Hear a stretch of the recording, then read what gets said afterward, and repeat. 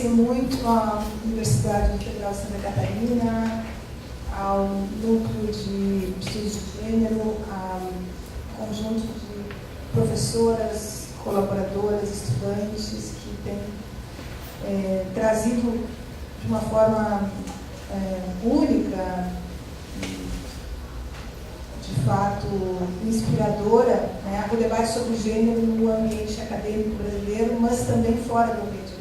Hoje, essa universidade, o trabalho de vocês é reconhecida nacionalmente e regionalmente como um lugar onde se discute bem gênero. Né? Fazendo gênero é um sucesso, a RF é um sucesso, e eu fico muito contente, muito honrada de poder estar aqui repartindo com vocês um pouco da minha experiência de muitos anos no trato, né, e do tema de violência contra mulheres. Eu pensei muito sobre o que seria interessante para vocês ouvirem.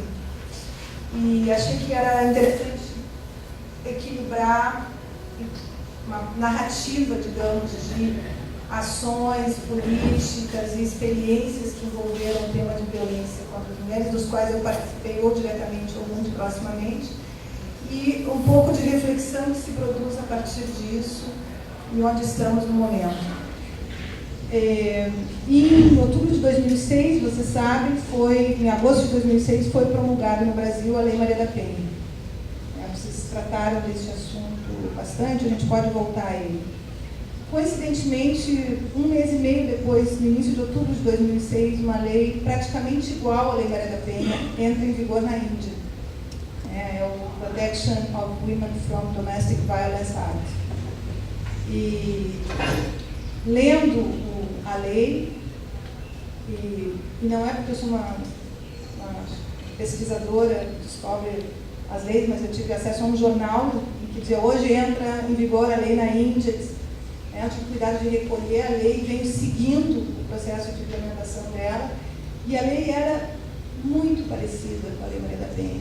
O conceito da lei de uma violência doméstica que envolvia os integrantes da família, a ideia de que a violência tem causas profundas na sociedade, de que ela não pode ser tratada com um único remédio, que ela exige um conjunto de ações e políticas, mas que é preciso que, de alguma forma, o sistema de justiça se envolva, seja parte dessas soluções, né? Não seja necessariamente a única, mas seja parte. E que dentro do sistema de justiça, o tema de violência não seja tratado todo o tempo como uma questão criminal apenas, mas que ele envolva também as questões que dizem respeito à reorganização da vida familiar, a questão do cuidado da guarda dos filhos, a questão da sobrevivência econômica, da divisão do patrimônio, da utilização de bens comuns, nome, etc. Ou seja, um conjunto de questões que envolvem, que são o dia seguinte de uma denúncia de violência e que, em geral, o sistema de justiça criminal não tem nenhuma capacidade de resolver. O que o sistema de justiça criminal faz é dizer alguém é culpado, essa pessoa vai para a cadeia ou vai cumprir uma X-pena. Então, o conceito da lei era muito diferente, mas é, obviamente, muita coincidência, ou mais do que coincidência, que duas leis, basicamente com textos semelhantes, elas sejam aprovadas e entrem em vigor em dois países tão distantes como o Brasil e a Índia, né? Geograficamente distantes, organizados politicamente de forma diferente e com sistemas de justiça muito diferentes. A Índia, com toda a sua tradição, mas tendo passado por uma experiência de colonialismo britânico, ela herda o sistema britânico de common law, né? As suas cortes elas são organizadas em municípios, estados, na federação de forma diferente do Brasil, e o sistema de justiça criminal é julgado a nível municipal. Então, quem julgaria os casos de violência doméstica, na verdade, são os grandes municípios, são eles que estão julgando. Bom, o que então, a questão fundante é o que leva esses dois países com essas experiências distintas a produzirem remédios semelhantes, né? E aí que eu quero resgatar com vocês uma história que é a história dos bastidores, né, dessas leis, que é como o feminismo ele produziu um ativismo internacional durante os últimos 100 anos que faz com que os países mudem. Diferente do que a gente muitas vezes pensa e vê, as leis elas não brotam nos países. As leis que protegem direitos das mulheres, elas têm invariavelmente vindo do cenário internacional. Do cenário nacional, elas são incorporadas, ressignificadas, traduzidas para contextos locais, mas isso vem acontecendo pelo menos desde a primeira grande campanha internacional. Você podia botar a primeira foto? Sufragistas, certo? Essa é uma história que a gente conhece. Ela não, em 1934, a Constituição de 1934 brasileira, quando ela admite, né, que as mulheres também podem votar, ela explicitamente diz isso. Essa não foi uma invenção puramente nacional. Ela vem de um processo, de uma campanha que tinha pelo menos 50 anos, intensa, com um enfrentamento com a polícia, essa foto conhecidíssima, no qual uma mulher bem vestida, de classe média, alta, inglesa, provavelmente estava sendo levada pelos policiais. E o movimento sufragista ele se articula em diferentes lugares do mundo, num momento que não tinha globalização, não tinha internet, não tinha telefone, não tinha nada, mas é contemporâneo. A mesma, na década de 20, quando as sufragistas estavam lutando por isso na Inglaterra, as brasileiras no Rio Grande do Norte estavam lutando por isso também. Então há obviamente uma circulação de questões que envolvem a construção de um feminismo internacional que não é tão novo e que vai progressivamente construindo alguns dos conceitos e das práticas com as quais a gente está trabalhando hoje, né? E o primeiro deles é exatamente essa ideia de ascensão a um campo do espaço público de mulheres que eram as que naquele momento fizeram isso, né? Que eram mulheres de determinadas classes sociais, obviamente estavam excluídas, mesmo que não formalmente, informalmente. A maioria das trabalhadoras, das mulheres brasileiras, a Constituição que autoriza o voto de analfabetos é de 1988. Até 88, quem não era alfabetizado não votava no Brasil.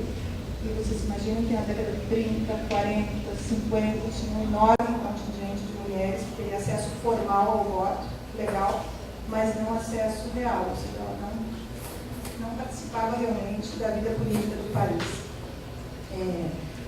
Próxima foto, estou fazendo uma narrativa aqui.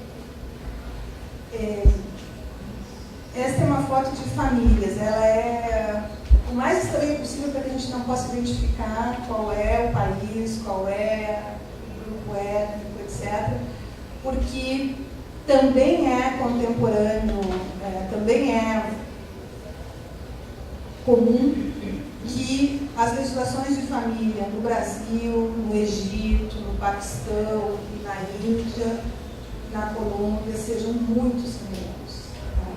O processo de colonialismo dos séculos XVI, XVII, XVIII, ele migra os conceitos, por exemplo, da Inglaterra vitoriana para a maioria das suas colônias e, no caso da América Latina, os conceitos das encíclicas, da definição, das ordenações filipinas, que trazem para o Brasil e para a América Latina inteira a ideia de o padre família, de uma organização hierarquizada da família, sexualidades sempre unidas, e de um lugar das mulheres e do feminino nessa família que era subalterno.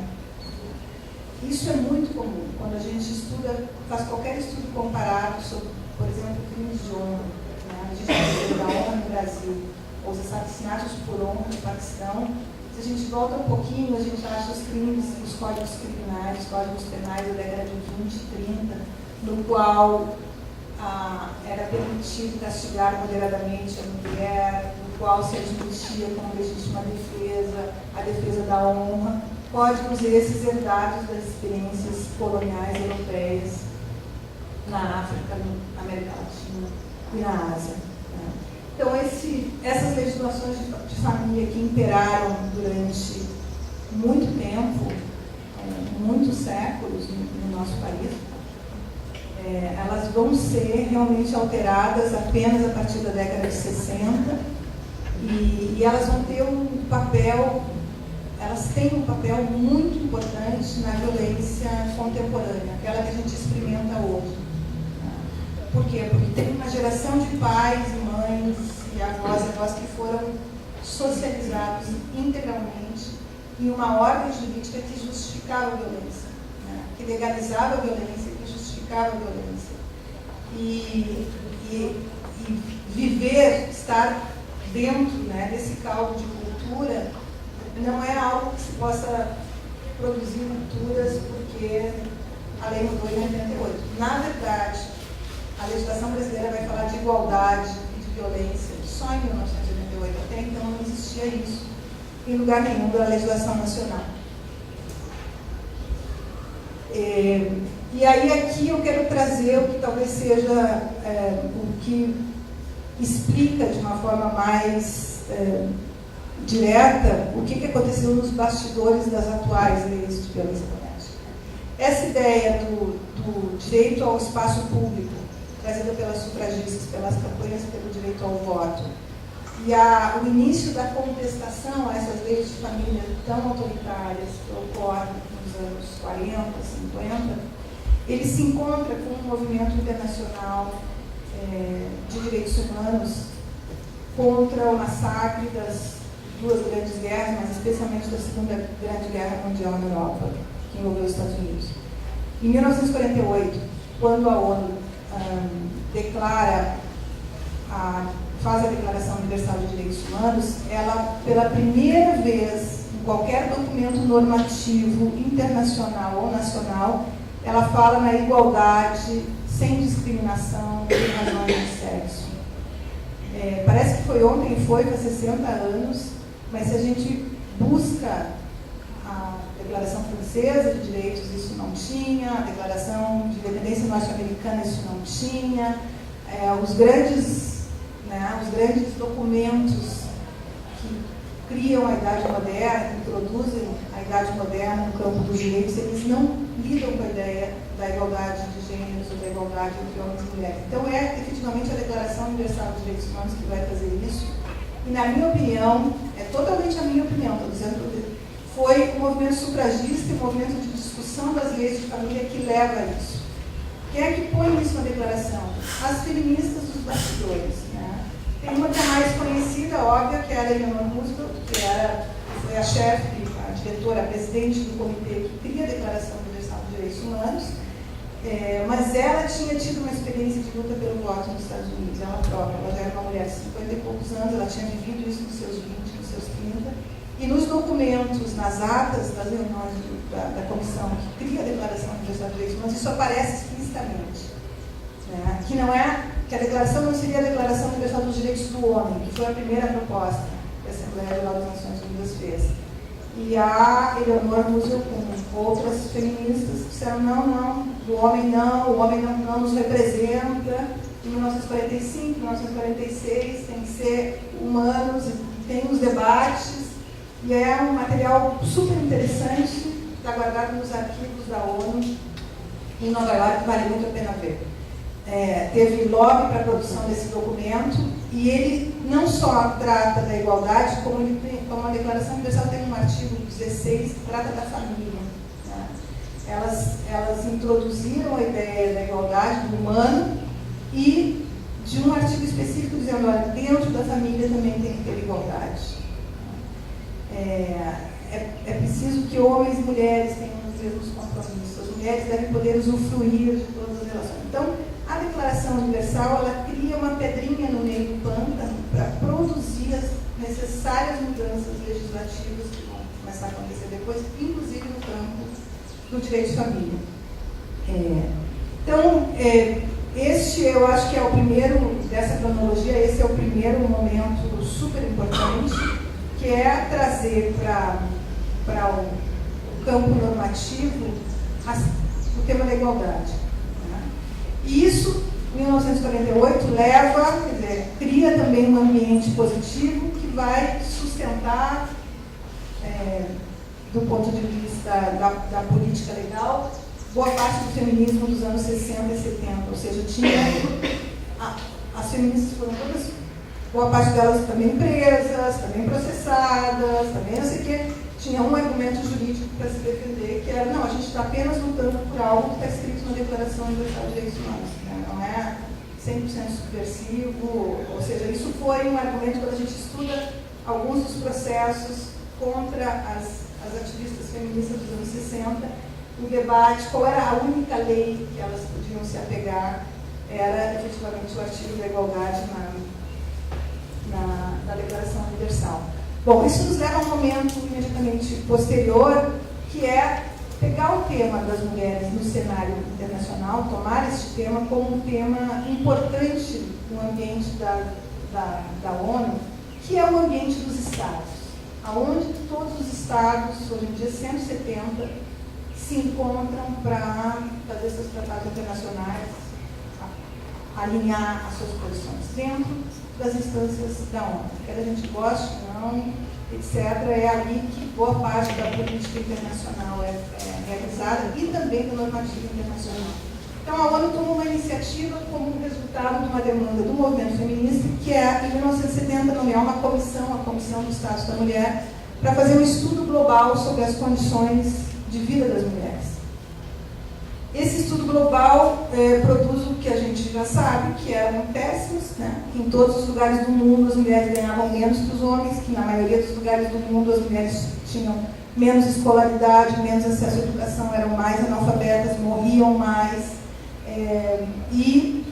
O estudo não toca no tema da violência. O tema de que as mulheres eram vítimas de violência familiar, sexual, não aparece nesse estudo, nem aparece o tema da violência durante conflitos armados, durante a guerra. Mas o estudo pega indicadores de saúde, educação, trabalho, participação política, em todos eles é uma situação realmente péssima.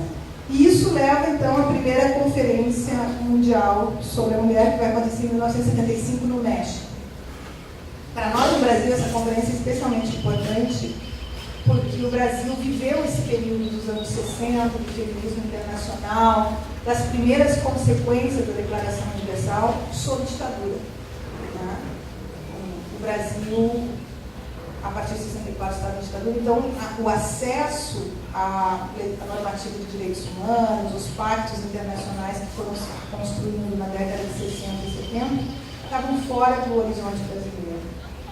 E o tema, né, da igualdade de gênero aparece e há um grupo de algumas mulheres brasileiras que vão participar da Conferência do México, seria o primeiro grupo feminista no Rio de Janeiro, né? E essa agenda ela chega ao Brasil. A Conferência em 75 aprova a primeira lei internacional especificamente sobre mulheres, que é a Convenção para a Eliminação de Todas as Formas de Discriminação contra a Mulher, o CEDAW, de 1979. E o CEDAW é aprovado pela maioria dos países. Até hoje, vários países não ratificaram a convenção por discordar dela. Né? O Brasil, na época, ratificou com reservas em relação às leis de família, porque a legislação de família no Brasil, na década de 70 e 80, era ainda a de 1916. Né? Ou seja, as mulheres eram colaboradoras, o homem era... O marido era o chefe da sociedade conjugal, a mulher era colaboradora, não podia, sobre vários aspectos, por exemplo, passar uma procuração, abrir uma conta bancária sem autorização do marido, ser empregada sem autorização formal do marido, fazer concurso público. Por muito tempo as mulheres advogadas não podiam advogar, porque elas não podiam representar outras pessoas, as que tinham feito direito. Enfim. A CEDAW é a lei que vai estabelecer um outro patamar sobre isso, mas ela ainda não fala da violência. Não tem nenhum artigo na Convenção Internacional das Mulheres que trata da violência. E a gente está falando de 1979. A primeira vez que alguma lei internacional vai tocar nesse assunto é em 92. E a primeira vez que alguma lei nacional vai tocar nesse assunto é em 88. Tem um parágrafo da Constituição Federal, do artigo 226 da Constituição Federal, que diz o seguinte: a violência intrafamiliar é um problema de natureza pública e o Estado deve fazer o possível para coibir. Ponto. 1978. E até este momento, não havia nenhuma referência normativa que pudesse apoiar qualquer demanda sobre a questão de violência contra a mulher. Agora eu vou fazer um parêntese na minha narrativa jurídica, que diz o seguinte: como é que a gente tratava a questão da violência, então, sem lei? Já no final dos anos 70, em Porto Alegre, eu sou de Porto Alegre, a gente tinha uma manifestação, uma vez a gente recolhia todas as notícias do jornal sobre morte de mulheres, fazia cartazes, fazia uma manifestação no meio da praia, né? Imitando as madres da Praça de Maio. No período das madres, a gente fazia uma mini manifestação, tinha alguns registros e tal, juntava um monte de gente, a gente lia o nome das mulheres, bom, era o máximo que a gente podia fazer. A ideia de levar um caso de violência doméstica a uma delegacia de polícia era impensável, não tinha como, era horrível, né? Quando as mulheres eram assassinadas, elas entravam na cifra dos homicídios. Como só 7% dos homicídios são investigados até hoje no Brasil, não acontecia nada. Nada, zero, nada. Tá? Então, a existência dos primeiros grupos feministas e do primeiro SOS Mulher, que foi de São Paulo, Minas Gerais, ele tentava lidar com isso. Então, pelo menos vamos escutar. O que eram os SOS? Eram rodas de conversa de mulheres em situação de violência e que, às vezes, quando essa mulher estava muito disposta a passar por uma situação muito difícil, que era enfrentar a polícia, ir lá, reclamar e tal, não sei o quê, ouvir o policial dela, etc. Assim. Aí, 2 ou 3 iam junto. Né? Mas a gente não tinha um instrumento jurídico para se apoiar. Até esse momento, pode Penal pode. Né?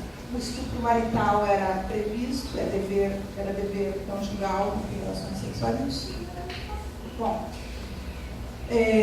mas a experiência dos SOS cria a primeira delegacia da mulher, porque era tão ruim, e isso foi tão denunciado, era puro movimento, não tinha nada em que se agarrar, era um debate ideológico, político, sobre, olha, tem violência, vocês podem não ter nenhum dado sobre isso, mas a gente sabe, a gente vê, está acontecendo, o Estado não responde de forma nenhuma, né, ou responde pessimamente, ignora, e todo o processo de busca de um apoio estatal é um processo de revitimização, é passar por uma circunstância jurídica, os institutos médicos legais não ricos, etc. Não dá. Bom, isso acontecia no Brasil e acontecia pelo mundo todo. Tem uma contemporaneidade nessas questões, né? Acontecia na América Latina, acontecia em países da Europa, acontecia em países asiáticos, e isso leva a um novo momento de debater especificamente o tema da violência contra as mulheres. Então, a década de 80 e a década de 90, para o feminismo internacional e nacional, é um momento em que se vai elaborar os temas de violência para pensar, bom, como é que a gente enfrenta isso? Como é que a gente muda isso? Isso, em vários países do mundo, cria estruturas institucionais, como as delegacias, programas, em alguns países de um jeito, de outro. Se a gente for estudar os programas na Dinamarca ou na Suécia, que são super legais, eles são da década de 80, ou seja, eles são mais ou menos, foram por outro caminho, caminhos diferentes da polícia. Bom, em sendo um momento em que essa questão emergiu fortemente, de novo, a ONU se movimenta, em 1992, emite uma resolução, que se dota, a resolução número 19 do Comitê da ONU, das mulheres, dizendo, reconhecemos que a violência contra as mulheres existe. E reconhecemos que o Estado tem responsabilidade nisso. E reconhecemos que o Estado, enfim, que os Estados membros das Nações Unidas têm que fazer alguma coisa para isso. Por que essa frase banal é importante? Porque ela migra o tema dos direitos humanos para um campo que é o do âmbito doméstico.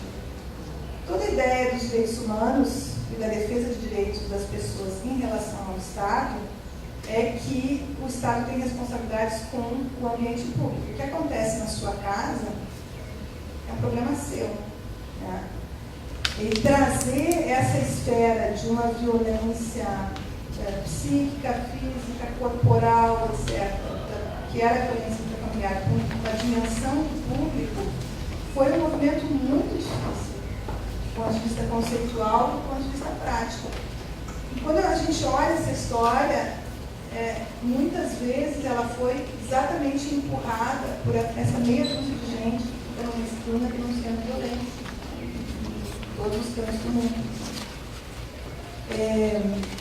Então, em 92, o CIDO reconhece isso, também preparando para 93, que é um ano super importante, que é o ano da segunda Conferência Mundial sobre Direitos Humanos, que acontece em Viena. Né? A primeira tinha sido na década de 60, durante a Guerra Fria, uma conferência difícil.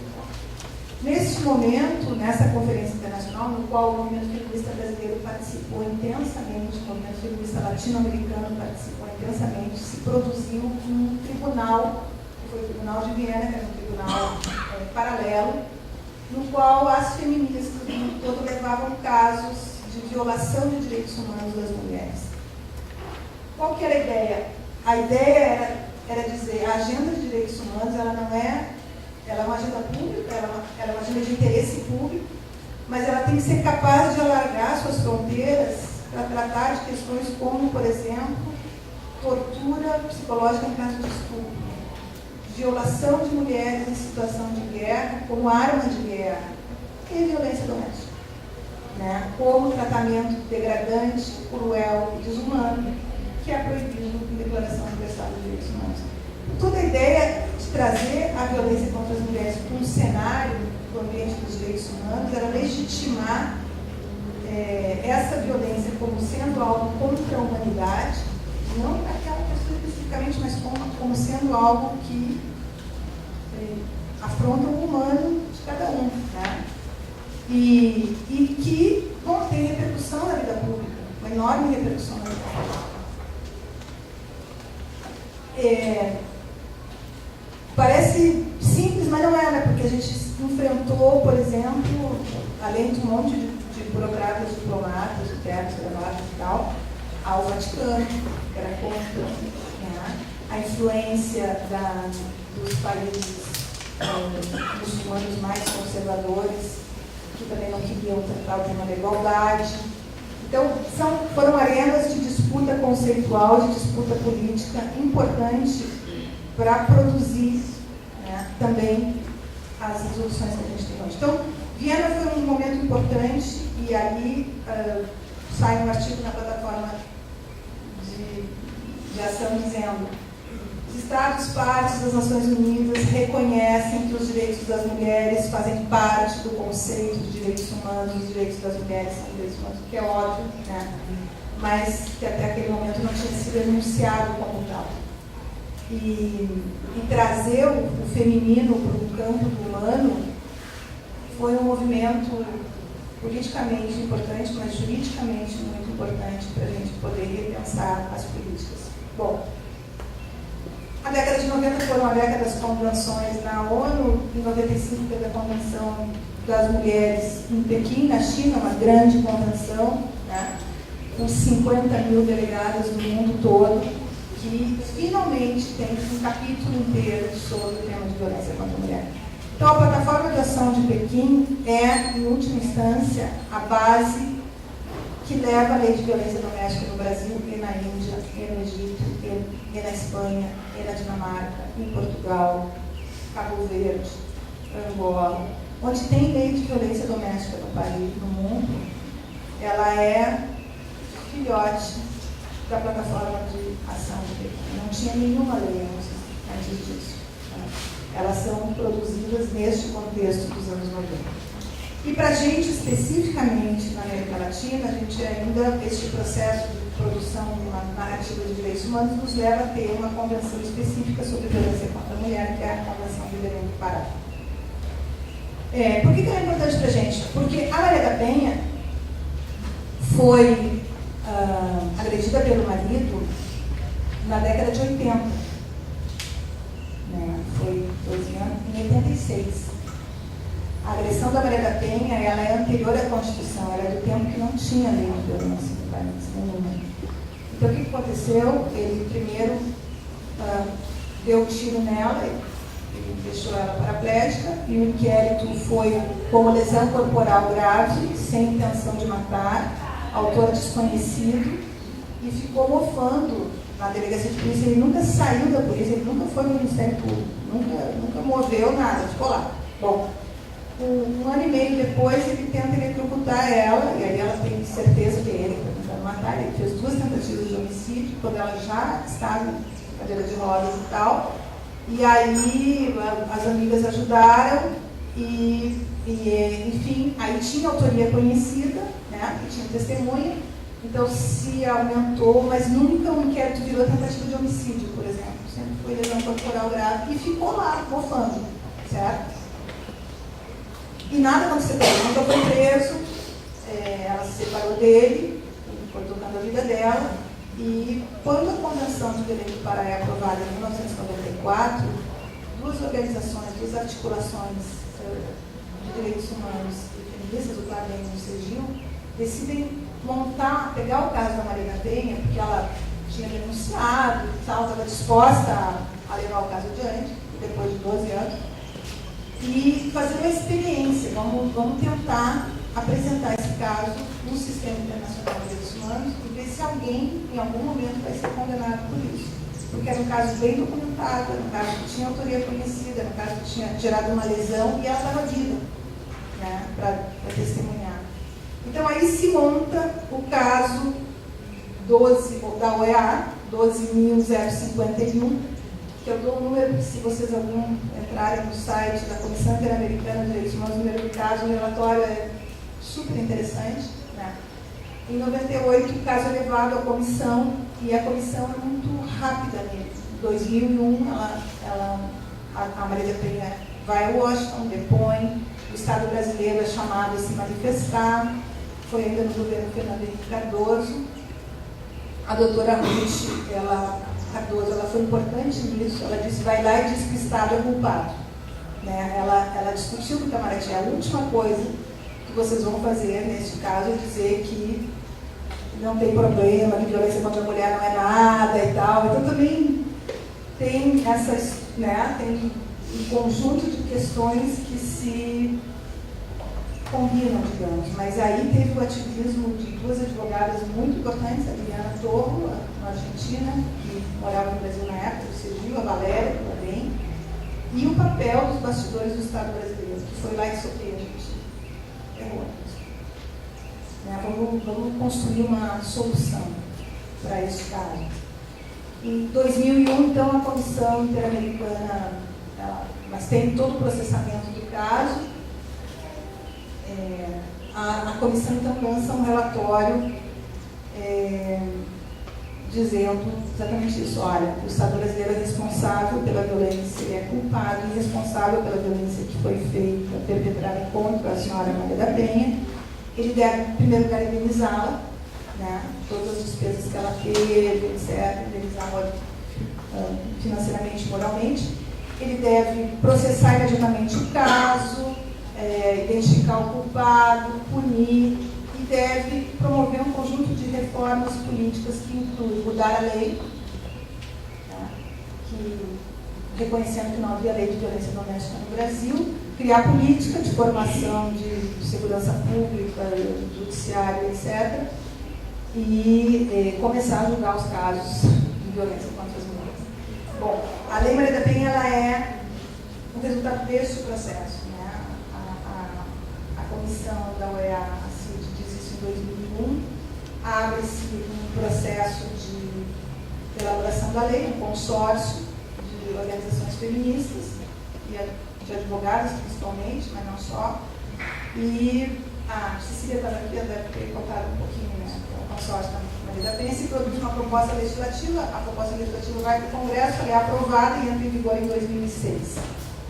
Então, a existência de uma legislação que conceitua a violência, define punição, responsabiliza o Estado por isso, ela tem 50 anos que precedem, que a precedem, né? Da ideia de uma igualdade de direitos entre homens e mulheres, da ideia de que o Estado ele também é responsável pelo que acontece de de violação dentro de ambientes que não são especificamente públicos, da ideia de que é preciso ter remédios e soluções para isso.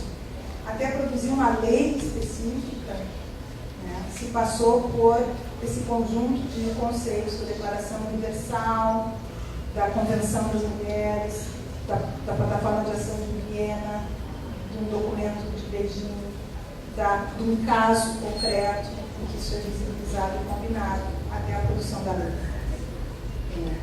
Processos semelhantes aconteceram em outros países. E aí eu vou concluir, porque eu quero ouvir vocês também. Quero só dar 2 exemplos. Esse, que daí é uma outra conversa, mas um processo semelhante aconteceu em relação aos crimes de guerra, né? Produzido especialmente a partir da experiência da ex-Yugoslávia, da guerra da Bósnia, no qual as mulheres eram organizadamente estupradas pelas etnias adversas, né, em campos de concentração. Algumas dessas mulheres decidiram levar o caso ao Tribunal de Haia e ao Tribunal da ex-Yugoslávia, testemunharam, contaram. Né? Tem muitos documentários sobre isso, mas tem um especialmente que é das audiências. E isso produziu todo um debate no campo do direito internacional sobre o uso de estupro como crime de guerra, o reconhecimento disso. A ideia de responsabilizar, de trazer a questão do estupro como parte conceitual do crime de genocídio, né, da exterminação, de extermínio físico e moral de etnias adversas. E isso, embora pareça apenas narrativa semântica, isso produz uma capacidade de reparação em relação a coisas que aconteceram com mulheres especificamente, que é totalmente nova na história da humanidade. Então, este é um processo interessante. Todo o debate que hoje em alguns lugares, e aí trago a Índia de novo, se faz sobre violência sexual, idade para casamento, a questão da idade mínima para casamento, o debate sobre as tradições de casamentos de 8, 10, 12 anos, etc. Ele é um debate cultural próprio de cada cenário, mas ele bebe e dialoga também com os conceitos que foram sendo construídos no cenário internacional de violência doméstica. Por último, queria dizer o seguinte, semana passada, acho que vocês acompanharam, foi lançado o Mapa da Violência 2015, que pega especificamente a violência contra as mulheres. Né? É um estudo que se faz a cada 2 anos, e o que esse estudo mostra? Que dois dados que são importantes. A taxa de homicídio contra as mulheres, ela continua crescendo, mas ela vinha crescendo numa proporção de 7,6% ao ano, até 2006. Com a lei, ela continua crescendo a uma taxa de 2,5% ao ano. Então tem alguma coisa que aconteceu aí, sabe? A gente diz, não parou de... Não acabou o homicídio contra as mulheres no Brasil. Não acabou. Ele continua crescendo, mas ele vinha numa progressão assim, e a existência de uma legislação e das políticas que a seguiram reduz a progressão para um outro nível. Né? E um outro dado que eu acho que é super relevante, sobre o qual a gente tem que pensar muito, estudar, e que eu jogo para vocês como uma pauta necessária de pesquisa, há uma diferença muito relevante entre assassinatos de mulheres brancas e assassinatos de mulheres negras. Essa taxa que continua crescendo das mulheres negras. As mulheres brancas tiveram uma redução da taxa de homicídio, de violência letal. Né? Então, o que aconteceu? Como a taxa de morte de mulheres brancas baixou, a de mulheres negras cresceu muito nos últimos 15 anos. Isso é um assunto para a gente refletir, sabe? Eu trouxe para vocês desde o início essa ideia de um feminismo global, que acontece, que muitas vezes bebe da mesma fonte, mas que traduz isso para as suas realidades, porque a gente também tem que começar a pensar no tema das violências. Você pode passar para outra pessoa? Enfim, a partir de outras experiências de vida dessas mulheres, né? Obviamente, esse movimento feminista de classe média, etc., ele vai encontrando outras formas, né? Eu trouxe fotos dos feminismos contemporâneos, trouxe uma foto linda das promotoras legais populares de Porto Alegre, são mulheres no qual o feminismo, né, incorporado a sua dimensão cotidiana, e uma foto do feminismo, do movimento feminista negro, que fez a marcha das mulheres negras da semana passada. Bom, o fato é que essa ideia da violência, do gênero das violências, ela não só se traduz culturalmente de forma distinta em culturas distintas, mas ela se traduz de forma distinta dependendo da idade das mulheres, dependendo da etnia, questão étnico-racial, dependendo, obviamente, de onde essas mulheres estão vivendo e em que ambiente, se são mais ou menos pobres. Lendo os dados que são da semana passada, eu estou só chutando, eu acho que um dos temas é pensar as condições de segurança, né? O caminho oposto. Por que morrem, são mais assassinadas mulheres negras no Brasil, muito mais? Porque são mais assassinadas, porque a população negra é a vítima preferencial de violência policial, de violência criminal em geral. Eu tenho um pano de fundo, né? É absurdamente mais, 80% mais chance de ser assassinado. Então, neste ambiente, eu fico pensando na experiência da Tênis, no qual, por exemplo, a parte das promotoras legais populares mora na Restinga. Elas moram lá, mas a gente só pode fazer oficina, segundo o que elas mesmas determinam, até às 5 da tarde, porque depois tem um toque de recolher. Bom, a gente vai embora, mas elas moram lá, né? Bom, e aí tem de tudo, guerra de gangue, a polícia militar entrando para recolher a namorada de traficante para passar a noite com eles, né, o não Estado de Direito total. Assim. Neste ambiente de insegurança, de não segurança, também a violência familiar, ela é mais